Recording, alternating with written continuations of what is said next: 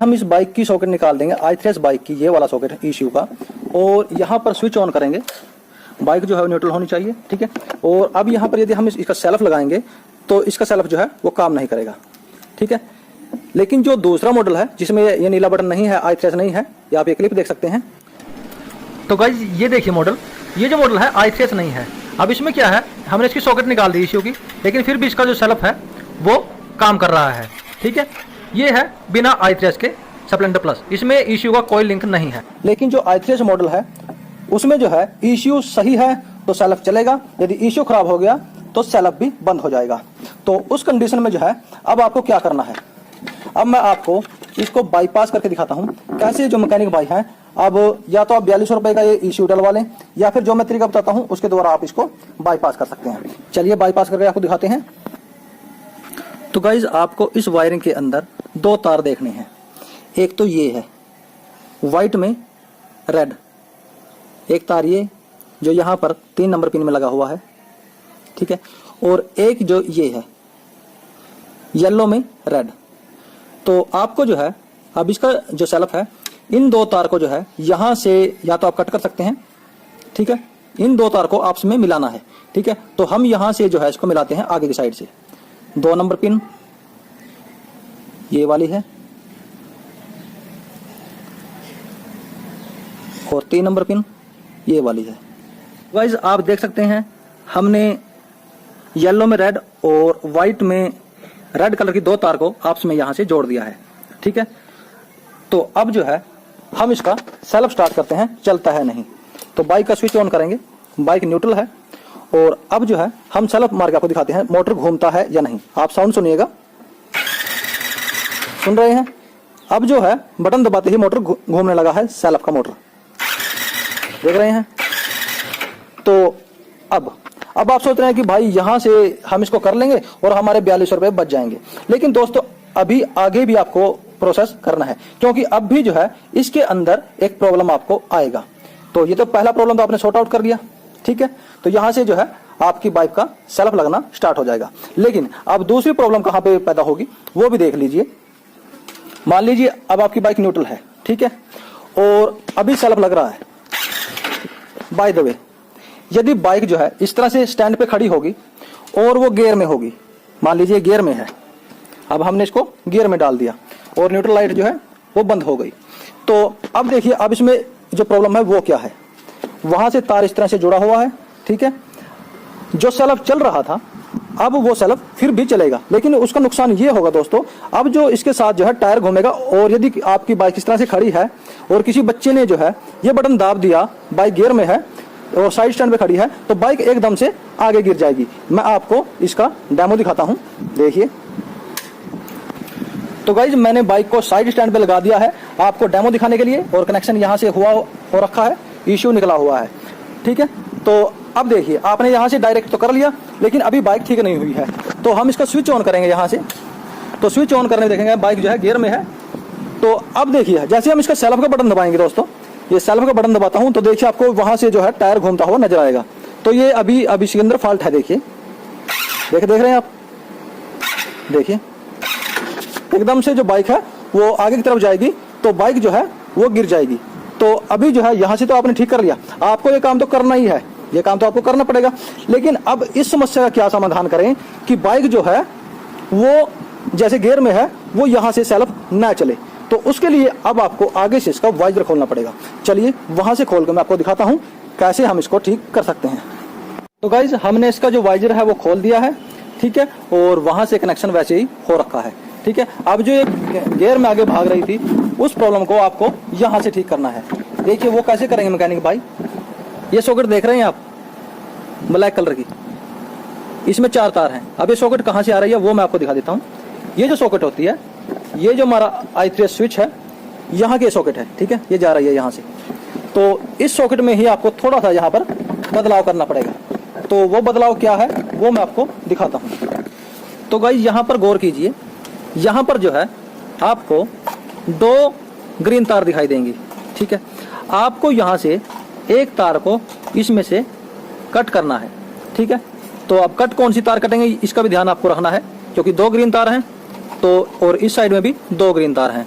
ठीक है। तो यहाँ पर जो है आपको ये जो है ऊपर की साइड में, इस तार की सीध में जो है येलो में ब्लू कलर, इसकी सीध में, या फिर ये कहिए ये जो पिन लगी है यहाँ पर, ठीक है, इस साइड से ये वाली तार, तो इसको जो है आपको यहाँ से निकाल लेना है। तो मैं इसको निकाल के आपको दिखाता हूँ। यहाँ से आप इस तरह से करें और ये जो तार है इस तरह से निकल जाएगी, ठीक है। अब आप सोच रहे हैं कि आपने तार क्यों निकाली, आप तो कह रहे थे कट करनी है। तो दोस्तों यहाँ से कट तो करना है, लेकिन अभी जो है मेरे पास ये जो कमेंट आ रहे थे कुछ भाइयों के, एक भाई ने व्हाट्सअप भी किया था कि आप हमें ये कनेक्शन समझाइए, तो वो मैं कनेक्शन आपको समझा रहा हूँ कैसे आपको करना है। तो यहाँ पर जो है मैं अलग से तार का टुकड़ा यहाँ पे डाल देता हूँ, जैसे मैंने अलग से डाल दिया और इस सॉकेट को लगा दिया। अब आप ये मान लीजिए कि मैंने इस तार को जो है बीच से कट कर दिया। इस तार को आप यहाँ से इस तरह से मोड़ के टेपिंग कर दीजिए। इस कनेक्शन को भूल जाइए, जो पीछे से वायरिंग जा रहा है इसको भूल जाइए, टेपिंग कर दीजिए। अब हमें याद रखना है ये वाला कनेक्शन, ठीक है। अब इस तार को जो है आपको जोड़ना है एक तार के साथ। वो तार मैं आपको दिखाता हूँ कौन सी तार के साथ आपको इस जॉइंट को जोड़ना है। तो यहाँ पर आपको देखिए ये जो तार है, ठीक है, ये वाली तार इस सॉकेट के अंदर आपको लगाना है इसको। अब ये है ग्रीन में रेड कलर। अब ये सॉकेट किस चीज़ की है वो भी देख लीजिए, कभी आप फिर बोलें कि सॉकेट किस चीज़ की थी जहाँ पे लगाई हमने तार। तो ये जो हमारा क्लच स्विच होता है यहाँ पे लगा हुआ, क्लच दबाने पे जो काम करता है यहाँ से, तो यहाँ पर जो है हमें इस तार को लगाना है। ये सॉकेट लेते हैं और इसके बीच में जो है इस तार को लगा देते हैं। हमने इस क्लच स्विच के साथ इसको यहाँ पर लगा दिया है। अब इसकी टेस्टिंग करते हैं, ठीक है। बाइक जो थी वो क्लच दबा के जो थी आगे की तरफ भाग जाती थी, तो कनेक्शन यहाँ ऐसे ही हो रखा है। और अब टेस्टिंग करते हैं। तो बाइक अभी न्यूट्रल है, तो यहाँ पर हम इसको गियर में डालते हैं, ठीक है। तो सेल्फ दबा के देखते हैं जो बाइक पहले आगे भाग रही थी क्या वो आगे जाएगी या नहीं। तो यहाँ पर देखिए जो सेल्फ है वो काम नहीं कर रहा, ठीक है। अब जो दूसरा यहाँ पर जो प्रॉब्लम थी वो यहाँ से सॉर्ट आउट होगी। देखिए अब हम इसका क्लच दबाएंगे, बेटे क्लच दबा पूरा ऐसे दबा, ठीक है। तो देखिए हमने इसका क्लच दबाया और यहाँ पर अब हम इसका आपको सेल्फ का बटन दबा के दिखाते हैं। जो बाइक का जो सेल्फ है वो काम करता है नहीं।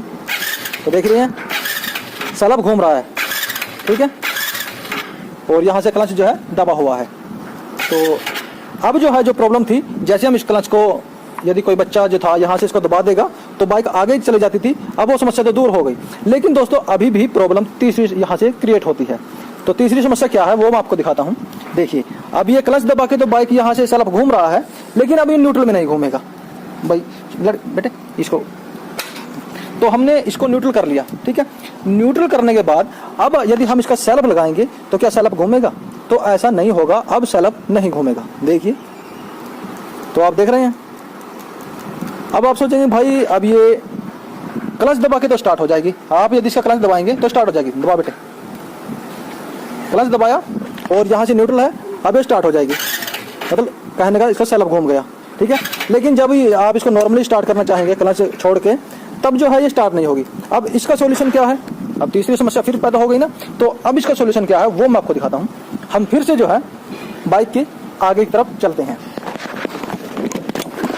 तो यहाँ पर मैं आपको अब इस समस्या का समाधान करके भी दिखाता हूँ कैसे आप लोग इस समस्या का समाधान करेंगे। तो गाइस देखिए, तो गाइस जो तीसरी समस्या पैदा हो रही है उसका सॉल्यूशन निकालेंगे हम इस डायोड के द्वारा, ठीक है। ये डायोड होता है, आप ये जो टेलीविजन वगैरह रिपेयर करते हैं उनसे आपको मिल जाएंगे। ये सिर्फ 4-5 रुपए का आता है एक, ठीक है। तो आपको एक डायोड की जरूरत पड़ेगी। हम एक डायोड निकाल लेते हैं। तो हमने एक डायोड जो है वो निकाल दिया है इसके अंदर से। तो अब देखिए इसका कनेक्शन कैसे करना है इसके द्वारा। तो अब जो है यहाँ पे देखिए 2 तार है यहाँ पर, ये न्यूट्रल की तार है, ये न्यूट्रल की तार है और सेम ऐसी तार यूज किया है। तो आपको जो है इनके बीच में जो है इसको लगाना है, ठीक है। अब वो लगाना कैसे है वो भी आपको पता होना चाहिए। इसमें ये जो है डायोड के ऊपर एक व्हाइट हिस्सा होता है। तो यहाँ पर मैं आपको दिखाऊं तो ये व्हाइट हिस्सा होता है, एक साइड में व्हाइट हिस्सा नहीं होता, ठीक है। अब आपको कैसे लगाना है वो देखिए। तो गाइस आपको जो व्हाइट हिस्सा है, व्हाइट हिस्सा जो है न्यूट्रल की तरफ तार की तरफ रखना है। ये न्यूट्रल की तार है जो मीटर से जा रही है। आपको जो है यहाँ पर इन 2 तार को इस तरह से सोल्डरिंग कर देना है। या तो आप सोल्डरिंग कर दें, मैं आपको जोड़ के दिखाता हूँ।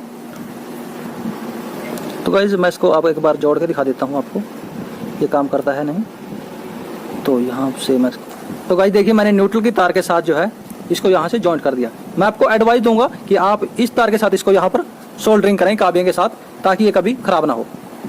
ठीक है, मैंने इसको यहाँ पे जोड़ दिया है। अब जो समस्या आ रही थी, ये न्यूट्रल में स्टार्ट नहीं हो रही थी, उस समस्या को हम चेक कर लेते हैं।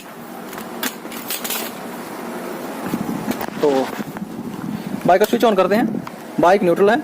ठीक है, एक बार इसको दबा के देख लेते हैं। देखिए ये अब इसको न्यूट्रल कर देते हैं, तो बाइक को न्यूट्रल कर दिया। अब जो समस्या तीसरी आ रही थी वो आ रही थी, बाइक जो है क्लच दबा के तो स्टार्ट हो रही थी लेकिन न्यूट्रल में स्टार्ट नहीं हो रही थी।